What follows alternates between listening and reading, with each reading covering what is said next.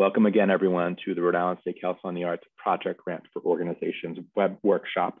This is for our April 1st, 2022 deadline. So first off, I want to just briefly introduce RISCA. Many of you know us quite well. We are a state agency. We are part of state government. We are an independent agency within the Department of Administration. We're supported both by appropriations from the Rhode Island General Assembly, so money from Rhode Island taxpayers, as well as from the National Endowment for the Arts, a federal arts agency. So we grant out both a mix of state and federal funds. I say that because that's important context for some of the things I'll be mentioning later on. We are charged with stewarding the arts and culture ecosystem, basically addressing any needs that exist in the arts and culture ecosystem.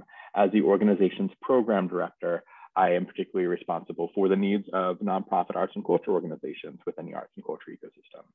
We support the ecosystem from grants such as this, which is how many folks are aware of us, but also we provide staff support as well. You can meet, talk with us one-on-one or in small groups about things that you as an artist or you as an organization or whatever it is that you're doing in the arts and culture realm that you would like support on. We also are a convener and connector of arts and culture communities. And that's a lot of what I do, is build networks and connect them together.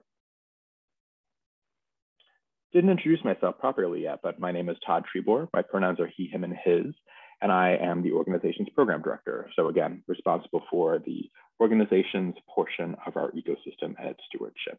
I also manage the Project Grants for Organizations program, as well as the General Operating Support for Organizations program. So let's get into it. So about the Project Grants for Organizations program.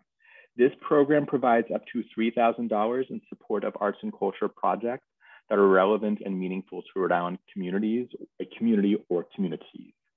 We consider this the entry-level grant program for organizations. We actually had a 10-person working group work with us in the first part of 2021 to redesign this grant program. It used to be called Arts Access. And one of the things that they all discussed, because 8 of the 10 people involved in that working group were from organizations that had budgets under $100,000 a year, was that they viewed this opportunity as entry level in the sense that we provide so much support around the application process. That's something that we really have to offer to the community, is that support, both with this funding opportunity and also other ones that might come up. So for many applicants, this is their first time writing a grant. For some people, it might be the only grant that folks apply to because there's just a limited amount of funding opportunities in the state of Rhode Island for arts and culture projects. This will become pertinent when we look at the application, because as you will see, we've embedded a lot of support features and information in the application itself, as advised by our working group from first half of 2021. In addition to that, we provide regular grant workshops. Regular ones, meaning ones that talk about all our grants, which some of you have attended already, these program-specific workshops, one-on-one meetings, and also drop-in office hours. I'll be providing links to that information later on in this presentation. So for this program, there are hold on one second. This program, there are 2 deadlines a year. Obviously, the one coming up first is April 1st.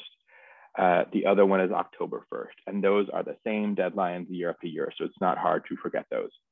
The April 1st deadline supports projects occurring between July 1st, in this case, July 1st of 2022, through June 30th of 2023.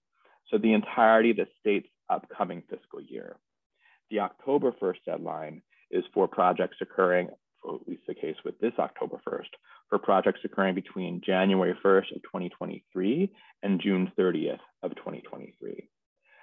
The thing to know about the April 1st deadline, well, 2 things actually I wanted to mention in the context of this workshop. One, the April 1st deadline, as stated, for projects happening after July 1st. The grant award announcements cannot be made until the state budget has been passed for the fiscal year ending in 2023. Many years, in a normal year, this will happen the last week of June, which means we make grant announcements in early July. There are years when the budget is not passed in a timely fashion. It's not passed until July or sometimes August. That will all impact if we can make grant award announcements. If you apply for a project that starts in early July, reach out to me and I'll talk to you about some options and ways that can keep you in the loop in such a way that you're still able to do your project and plan accordingly. October 1st, much simpler. Because we're already in a fiscal year when that deadline occurs, we make announcements like clockwork the week of like December 20th or so. So before Christmas time and definitely before the new year. So types of projects that are funded. Some folks look at these guidelines and they're like, wow, these are broad, and they are intentionally broad. The idea is that particularly with a small state arts agency with a relatively small budget, we don't want programs that are too specific. We want programs that can be as responsible as possible to what communities want and need over time. So here are 3 hypothetical types of programs that project grants for organizations would support. 1, a free day-long summer cultural festival at a public park featuring live performances, including Rhode Island-based performing artists. Example 2, a free series of art classes led by a teaching artist at a social service nonprofit for 12 adults with developmental disabilities. And example 3, a low-cost dance program for 8 young people within a specific cultural community and a specific cultural tradition taught by artists or culture bearers from that specific cultural tradition. The intention of the program being to preserve and perpetuate these cultural traditions among future generations. Excuse me real quick, everyone. I want to pull up one important piece of notes I have for myself here. So core to all these funded programs that I just mentioned is a connection and a value to the community being engaged with by the public, which facilitates, or I should say fulfills, our charge as a state agency to facilitate a meaningful cultural life for all Rhode Island residents. Per our partnership agreement with the National Endowment for the Arts and our agency values around equity and access, programs that engage quote unquote underserved communities are particularly suitable for project grants for organizations. The NEA, the National Endowment for the Arts, or NEA, defines underserved communities as ones in which individuals lack access to arts programs due to geography, economic conditions, ethnic background, or disability. Rather than underserved, RISCA prefers to use the term historically and or continuously marginalized. In either case, these definitions may include immigrant groups. They may include Black, Indigenous, people of color, or BIPOC communities, rural populations, aging populations, people living in poverty, people experiencing homelessness, people with disabilities, incarcerated populations, communities recovering from trauma or disaster, and military service members and veterans. I wanted to just speak all that out loud because it's an important kind of foundational thing with us as a state agency granting out federal and state taxpayer money, that we have that focus and we have that responsibility as well when we are granting out public funds to consider those communities and those populations and prioritize them. So who is eligible for this program? A nonprofit organization, right? So the organization has to be incorporated in and conducting business in the state of Rhode Island, have a 501c3 tax exempt status. If your organization is incorporated outside of the state of Rhode Island, you all can still apply for a grant. Just reach out to me. I'll give you more information about how to go about doing that. And then a fiscally sponsored organization. So if you are not a nonprofit, a 501c3 yet, it's cool. You can ask another nonprofit to be your fiscal sponsor and submit an application on your behalf. That would mean you as the applicant would write all the application yourself and gather all the materials. There are certain specific documents you're going to need from a fiscal sponsor, as well as a fiscal sponsor letter, which I'll talk more about later on. It's very common practice. We have changed the rules around that, so any nonprofit can be a fiscal sponsor. You could ask your local library, you could ask the church you attend, you could ask another arts and culture organization. An organization can both be a fiscal sponsor in a given grant program and be an applicant as well. It's a tax form.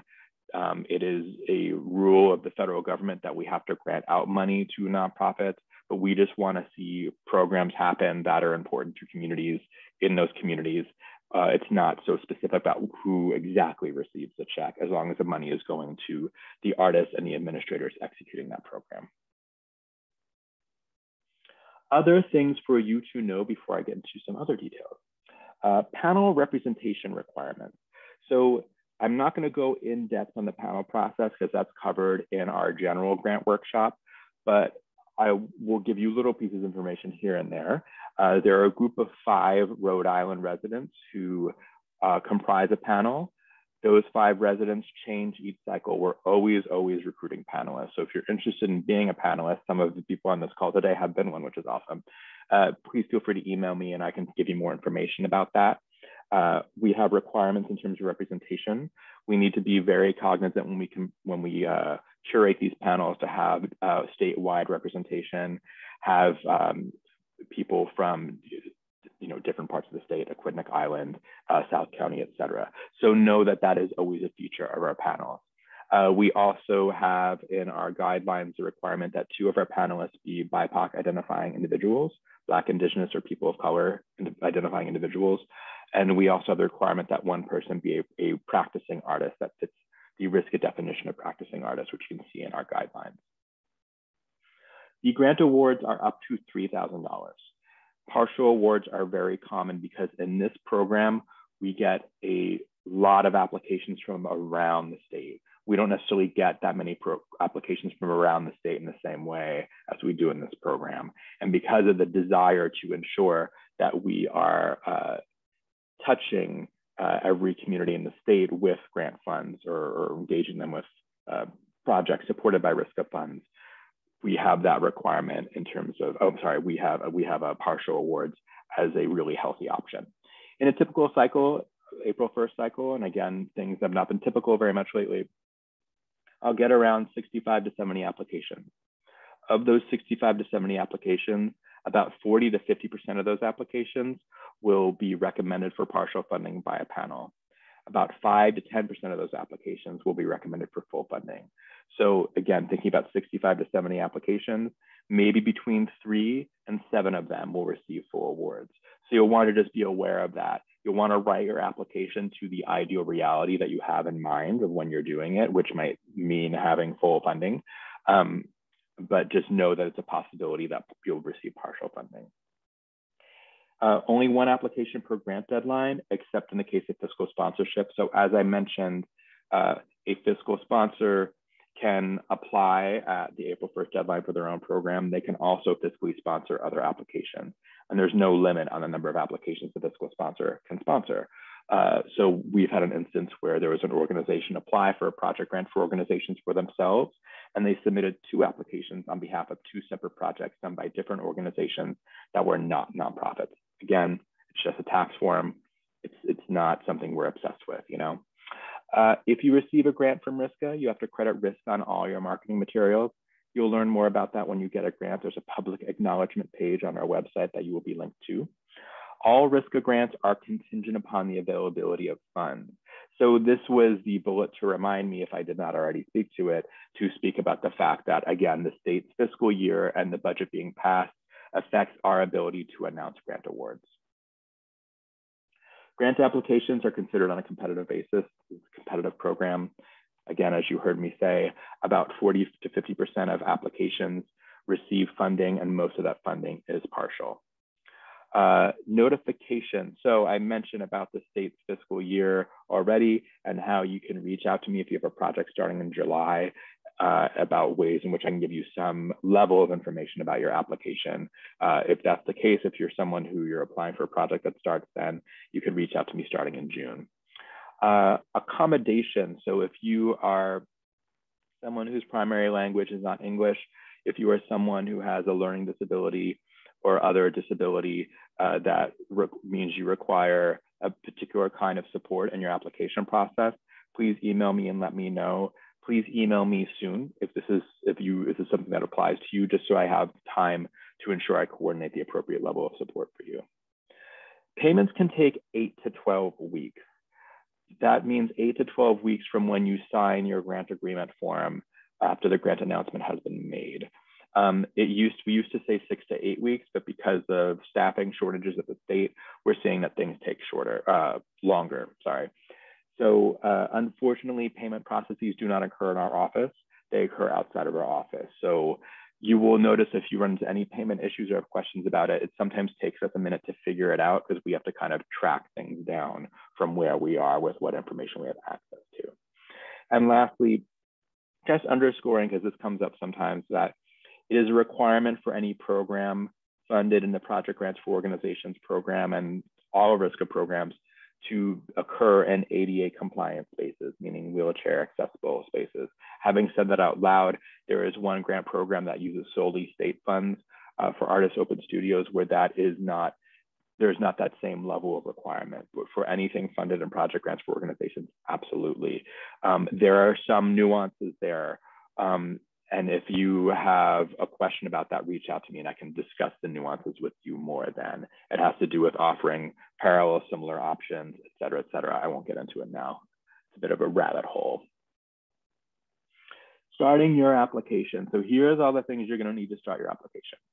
You're going to need, we say starting this, gathering your materials, because this is a piece where people focus on the narrative, understandably, and then they're like, oh my God, it's March 31st. I need to get all these things.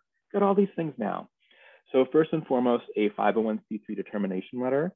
Again, we're required to grant out federally sourced funds to 501c3 nonprofit organizations. If you're a nonprofit, cool, you got this. If you're a fiscally sponsored organization, you're going to need to ask for this from your fiscal sponsor. A SAM Uei number. So for those of you who have applied for grants from RISCA before, other entities, anything that's granting out federally sourced funds, the federal government requires us to, the applicants to have a unique identifying number. This used to be called the DUNS, and it was a 9-digit number. The DUNS is being sunset now, and it's being replaced by SAM Uei, which stands for the Federal System for Awards Management Unique Entity Identifier. If you have a DUNS number already, there's an easy process you go through to get your SAM Uei because it's already been assigned to you. If you don't have a DUNS number, don't worry. There's a different process that you will engage in to get that number. I am now, give me one moment, everyone, going to drop a link in the chat that you will also receive in a follow-up email. That is a blog post that explains how you go about getting your SAM Uei number. You'll need it at the application deadline. If for some reason you can't get it at the application deadline, email me, I'll tell you what to do, okay? You'll be able to still submit an application. We will need it 100% prior to applications going to panel, because I can't let applications go to panel if we can't actually grant them funds because they don't have this identifying number. You will also need a recent 990 from one of the past 3 fiscal years. A 990 is a type of tax return that nonprofits file. If you are a nonprofit, you got this. If you're a fiscally sponsored organization, you're going to ask your fiscal sponsor for a recent 990. And then lastly, if applicable, you'll need a letter from your fiscal sponsor. There is a template for a fiscal sponsor letter at the bottom of the Project Grants for Organizations webpage. I'm just going to check my list of links I'm sharing with you to see if that is one I included, and it is not. So we're going to move on to the next slide. Other things you're going to want to gather. Support materials. So what we found in the past with the Arts Access Grant Program, which was the immediate predecessor to the Project Grants for Organizations program, is that applicants would focus so much on the narrative, they would forget about support materials or it would be an afterthought. You will see in the newly formatted application that we've centered the support materials within the application so no one can forget about them. The fact that you all are doing arts and culture programs, those things just shine in support materials, right? So we want to make sure you don't forget about them. So you're going to want to gather 2 kinds. It used to be that you can only have 5, now you can have up to 8. You're going to want 4 materials that speak to how the project is meaningful to the community being engaged by it. So this can be letters of support, it can be document of quotes, it can be anything from people outside of your organization that speaks to why the project is important to the community being engaged. You're going to also want support materials showing how the artists or culture bearers involved in the project have experience relevant to that project. Work samples, resumes, etc. So anything that you feel best tells that story. Again, things you want to gather before you even start doing the narrative. We're going to go through the evaluation criteria, and then I believe that we will pause for questions after this. So I'm going to show you the rubric a little bit later on, but wanted you to see how your applications are being evaluated. First and foremost, 50% of your score is community impact and engagement. This makes sense, right? We're a state agency granting out public funds. Community impact and engagement and the importance of a project to a community should be the primary concern. So the sub-criteria for this are a project has a clearly defined audience and estimated participation is reasonable. The project has a deep and direct relevance to the creative experience or cultural heritage of a community. It proactively creates opportunities for all Rhode Island residents to participate in the arts, particularly persons in historically and or continuously marginalized communities.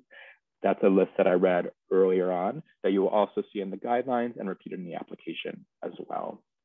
The project directly relates to and serves residents of the state of Rhode Island, and the project incorporates active two-way and meaningful engagement with the participants. You'll see that not all these sub-criteria are reflected in the panelist rubric, but the majority of them are. That's because the evaluation criteria were developed not in at the same time as the application, which is what kind of happens there, right? Those things need to be ironed out. Things we were learning and using these working group processes to develop evaluation criteria and new applications. Second, 25% of your score will be associated with the feasibility and likelihood of success of your project.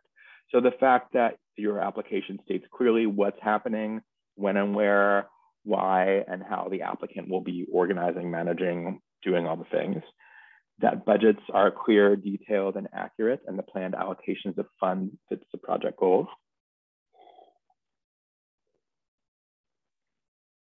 That there is evidence that what is proposed is achievable by the applicant, either on their own or in partnership with others. And lastly, that the applicant has a clear sense of what success of the project looks like for them and communicates what steps they need to achieve that success. Last criteria, so 25% of the score is going to be artistic vibrancy and intention. So a project demonstrates the ability to provide an excellent and intentional experience for the participants. The artists or culture bearers involved can provide relevant and respectful engagement with the identified community. The project directly supports creation of art by, for, and with, or of a specific community.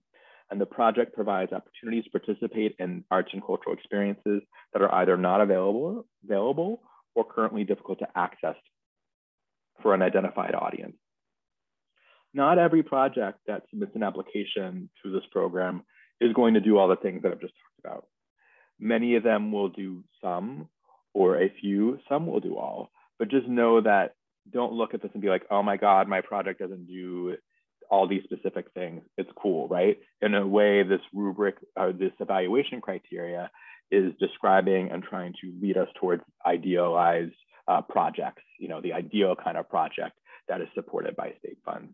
But many projects that don't hit all these marks will still be viable projects for funding in a panel room. And I'm going to pause for questions.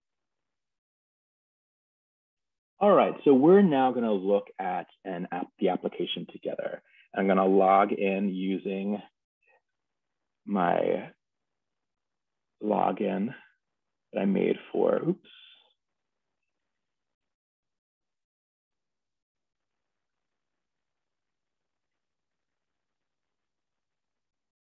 If it winds up working, let's see. Nope. One more time here, everyone. Cool, great.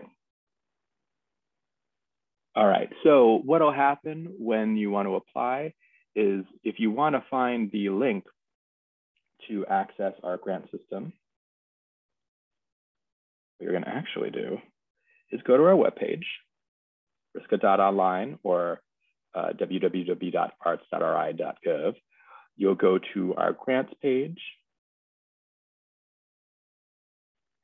You'll choose project grants for organizations. And then at the top of that page, you will see that there is a link that you can use to access the RISCA grant portal. Also, just apropos of our earlier conversation, on the same page, you'll see a link to the blog article about how to request a SAM UEI. So you'll open that, you'll get to this login page. There are two different RISCA grant portals, one for organizations, one for individuals. You'll know you're at the right one in this case because it said grant portal for organizations. So I'm going to go back to the page that I just logged into. Oops, it logged me out. It's totally fine though. We'll just do this again. I'll go back to this page here.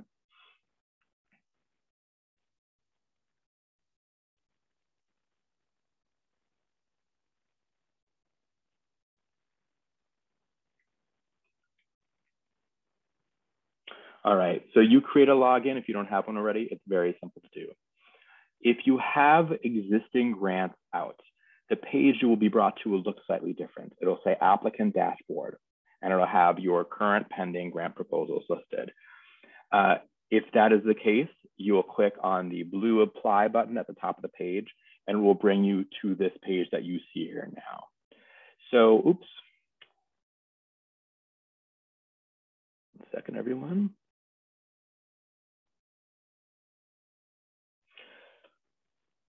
So you'll scroll down and you'll choose project grants for organizations here. We're just going to preview this just for the sake of seeing all the questions and all the other things in there. So this application is structured in such a way that there's 3 parts to it. There is the before you start eligibility quiz, so you know if your project can be eligible for risk of funding. There's information for the panel, where you will tell the panel of Rhode Island residents making funding recommendations for your grant program about your project. And then there's information for risk of staff, where you'll share information that we are required as a state agency to collect and have record when we are granting out state and federal funds. If at any point you see there, if you have a question that you can't answer, don't hesitate to email me and let me know, all right? So below the overview, there's a section that has the guidelines and template forms, all the information you need at your disposal when working on your grant application. I will actually put a link, the Spanish version of the PDF of the guidelines is available, and I'll link that in there.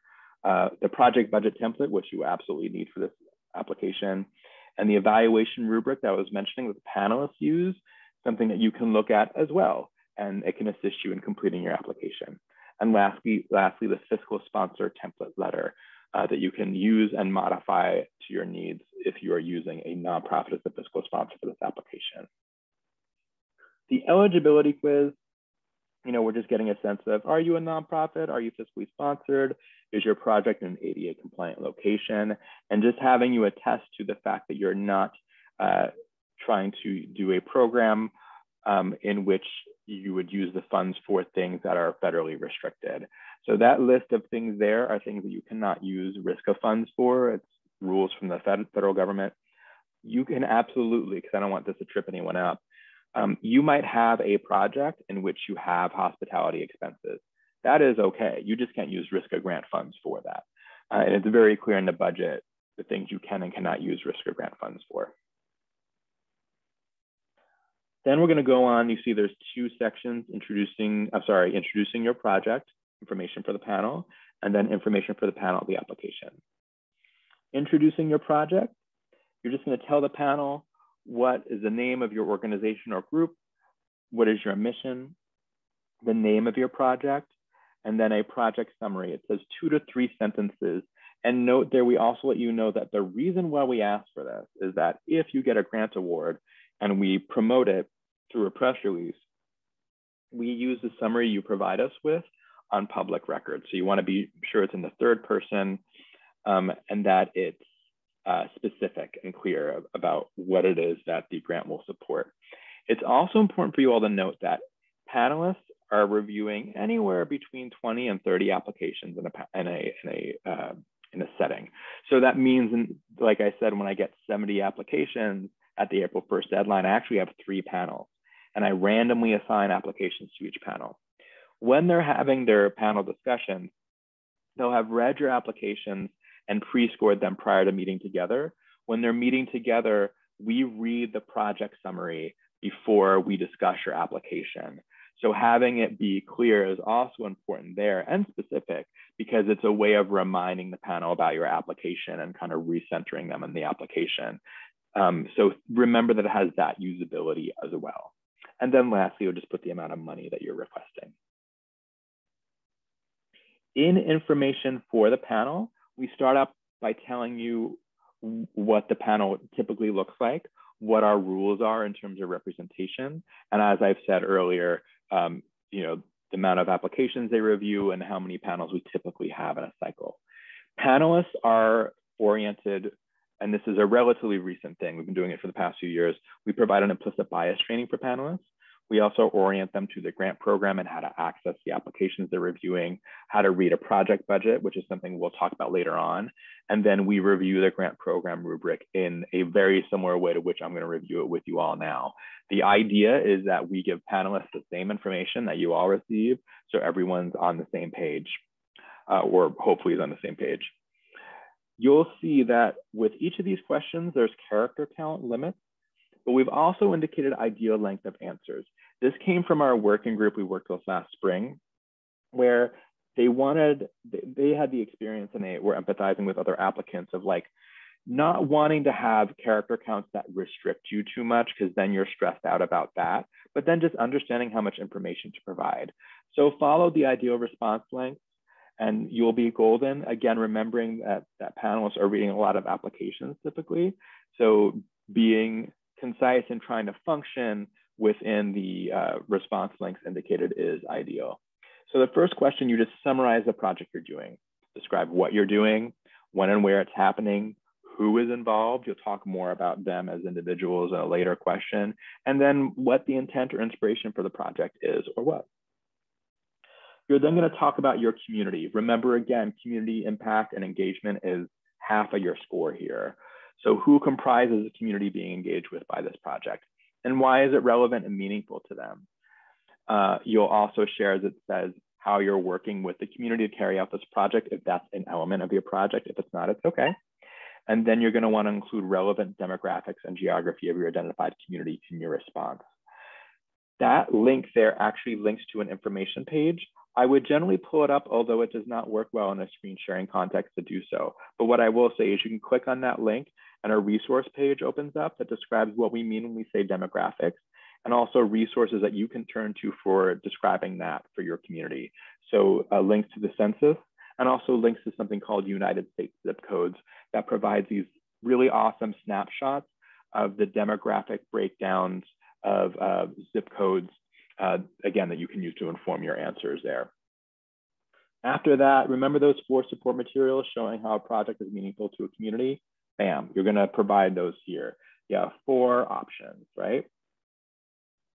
After that question, you've talked about your community, you're gonna talk about your people. So who's involved with the project and why the artists and culture bearers involved. So you can talk about people in general, but then why the artists and culture bearers involved are best suited for this project. So you're gonna talk about key partners who will assist in the project. If there are a lot of artists involved, you can talk about them in totality, but really just focus on a few. You just want to give the panel a sense, right, of the artistry incorporated in your project. If you don't have artists selected yet for a program, this comes up and it's completely reasonable because sometimes you're running a grant in April for a project that happens in March of 2023. You will talk about, or you can talk about artists you've worked with in the past for similar programs, or what types of artists you intend to work with. I've seen applications for public art projects where there's not an artist involved that's been selected yet. The whole point is for the community to select the artists involved in the public art project.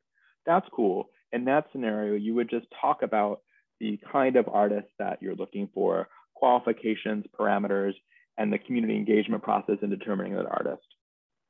Again, if you have specific questions that are specific to your project, you can ask me in a question and answer session or email me about that. You're then going to submit up to 4 materials showing how the experience of the artists and culture bearers is relevant to this project. And remember, they're reading up to 30 applications there, right? So if you're doing videos or anything like that, I would suggest keeping those videos short, 2 to 3 minutes.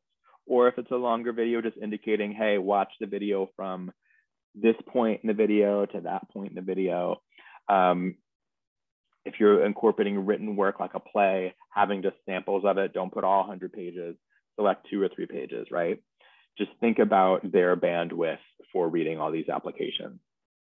You're then going to define your success for this project. What does it look like for you? So you're going to share up to 3 steps you're going to take to ensure the project's success. You can define that success as well. We don't want you all to get underwater or over your skis or whatever the right metaphor is. in doing evaluation that just doesn't fit the character of what you're doing. Maybe you do surveys, but maybe you have informal conversations. Whatever it is, think about what success looks like and just how you're going to figure that out with your community or with your project partners. And then providing access. So beyond your program occurring in an ADA compliant space, telling us 3 ways your project will be accessible and inclusive and reduce barriers to access. Or hold on one moment, for those who want to attend your project. So you can see we have a page for ideas and resources there. You know, again, the idea is we want to know how you're going to engage people from different cultural backgrounds, socioeconomic statuses, and physical and mental abilities. The page has ideas there. There is also in the budget for this project a line item for accessibility. So some strategies that some people choose to implement when considering access and providing access for their programs is having things like online transcription or having ASL interpreters. They might also provide daycare, or they might provide tactile tours, all number of things. So just the things that make sense for you all to do. Also, ticketing strategies is one way, right? They might offer free tickets, or they might offer reduced price tickets, etc. The rest of these things are pretty straightforward, fortunately, or more straightforward. I think it's all pretty straightforward. Your timeline for your project, you're going to provide a timeline and just show all the major steps involved and who is doing them. The timeline could be a month, it could be several months. You can start the timeline before July 1st. That's totally fine. Funds can't be used for activities happening before July 1st, but if you're planning a dance festival and your planning starts in February and your dance festival is in August, that's fine, you know, it's cool. You can see there's a link that describes, shows an example response to this question. That basically is a bulleted list. You know, January, we did this, February, we did that. It doesn't need to be crazy. Your project budget, at the end of this whole presentation, at the end of the question and answer session, for people who want to stick around, I'm going to share the video that we commissioned an artist to make that describes how to fill out a project budget. You'll also receive a link to that in the follow-up email you received today. So I won't go too much into that. You'll then answer 2 more questions that you don't need to answer with too much of a response, just depending. First off, you're going to list which eligible expenses you're going to apply your risk or grant to. This could be a short list or a few sentences. So if you're requesting $3,000 and you want to spend $2,000 of it on artist fees and $1,000 on marketing, you would just indicate that here.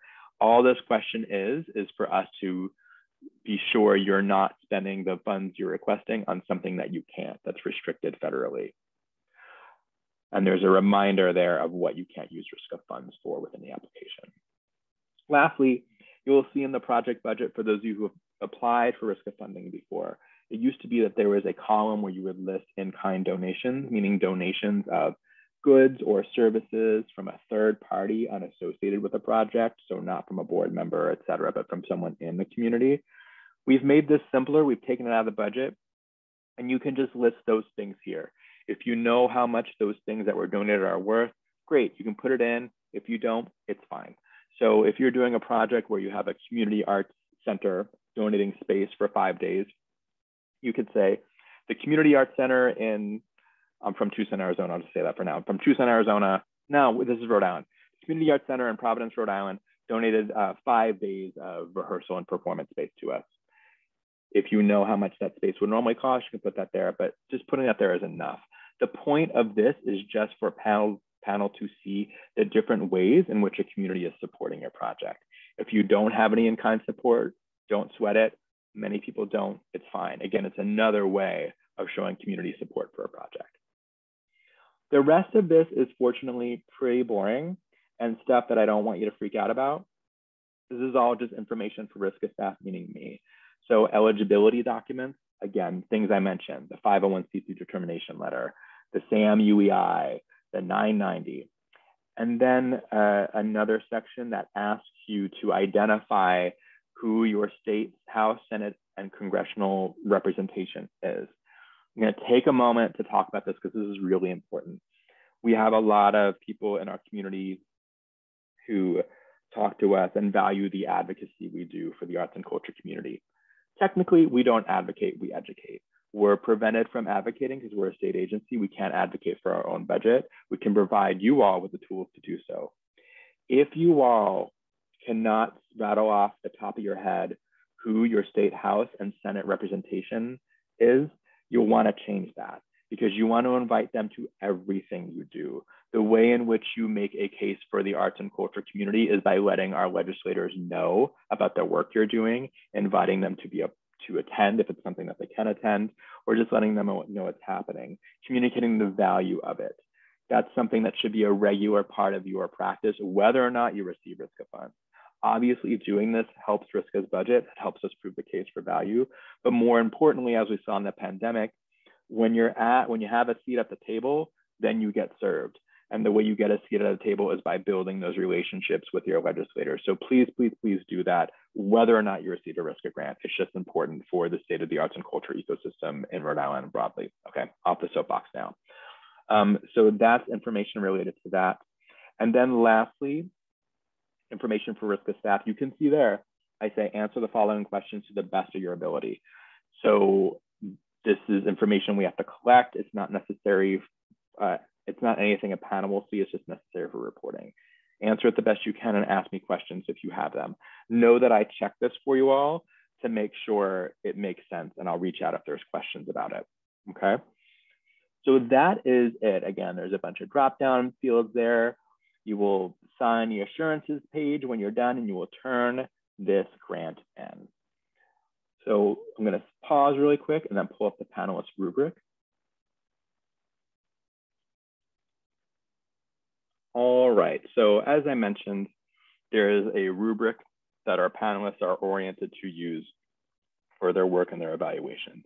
You have access, as you saw, to that rubric within the application itself. The rubric is also available for you to peruse at the bottom of the webpage for the Project Grants for Organizations program. The intention of the rubric is to help provide panelists with language when they're discussing and evaluating applications. It's also a way to orient them to the agency's priorities and the evaluation criteria as well. And then a way to ensure that they are consistent within themselves when they're evaluating applications. So this is just one of the criteria. It's just community impact and engagement. And each panelist will score an application with a score between 1 and 10. So you can kind of score between numbers there. We've just identified what a 2, 4, 6, 8, and 10 is. So you can see that community impact and engagement has 4 sub-criteria there: target audience, relevance to community, opportunities to participate, and community support. The 10 there, the row of the 10, refers to what a 10 looks like if for target audience, relevance to community, opportunities to participate, community support. When a panelist is evaluating your application, they might be reading it and they're going to look at the rubric and they might say, ooh, this is really a 10 in terms of target audience. They really demonstrated a complete and thorough understanding of the community. Relevance to community, it feels a bit like an 8 to me. Adequate evidence, but not robust evidence and explanation. The opportunities to participate, I feel like that's between a 6 and an 8, so maybe it's a 7. So they're going to kind of go through it that way, or that's one way that they might go through it. So looking at each of those sub-criteria, they might have 4 different numbers, but then in their own personal evaluation, they'll come up with one number that encapsulates all those numbers that are floating around in their mind when I look at each individual sub-criteria there. Any questions about that? I'll show you really quick. I'm not going to go into and read this because it's a lot, obviously. I want you all the time to look at it. I'll talk about the ways in which you can use that. Feasibility and likelihood of success is scored on a 1 through 5 because it's only 25% of the score. And then artistic vibrancy and intention, similarly, 1 through 5 because it's only 25% of the score, versus community impact, which is, again, 1 through 10 because it's 50% of the score.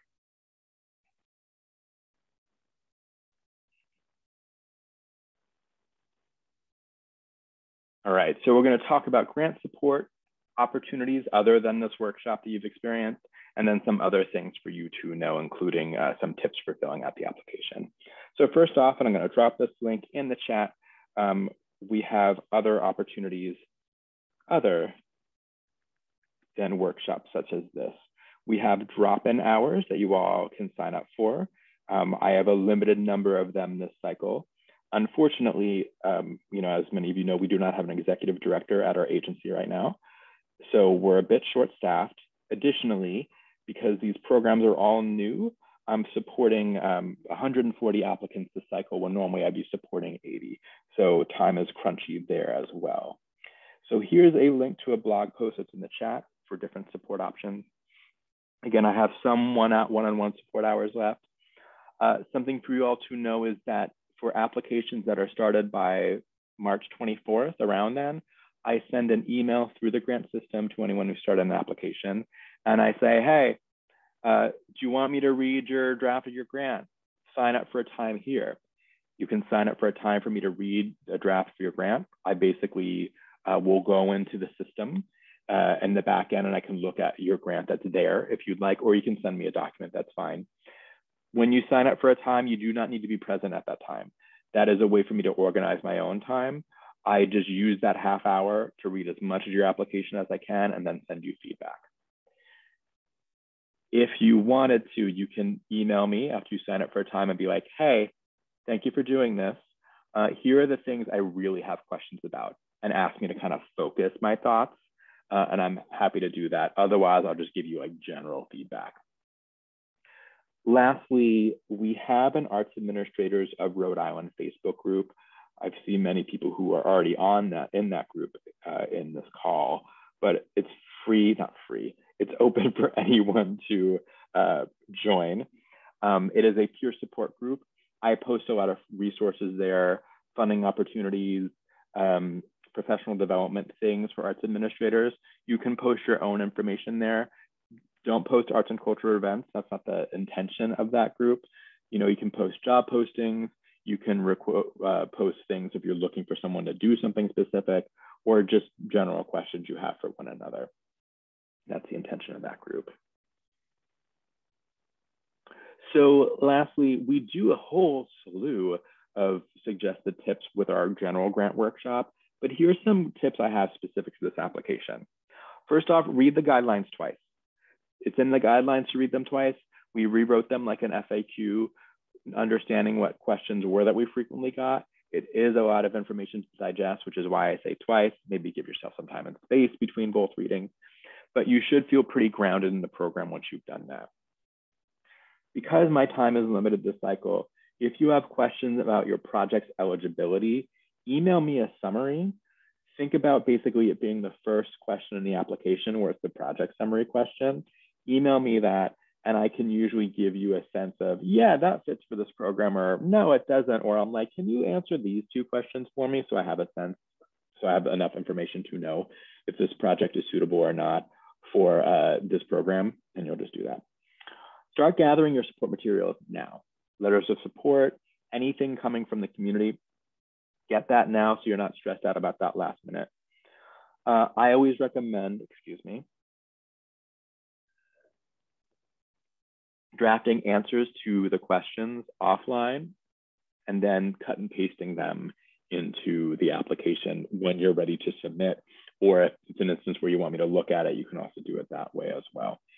But that way it's just saved in a safe place in case there's an internet issue or what have you. This isn't a tip in here, but I'll go ahead and say it. You'll want to get your application in prior to obviously April 1st at 11:59 p.m. Please, please, please do not be hitting submit at 11:59 p.m. because we have people who get their application shut out because the time of their clock doesn't match the clock of the system. Submit it by 11:50 and then you'll be done. Submit it even earlier and then you'll really be done. You'll know you're safe.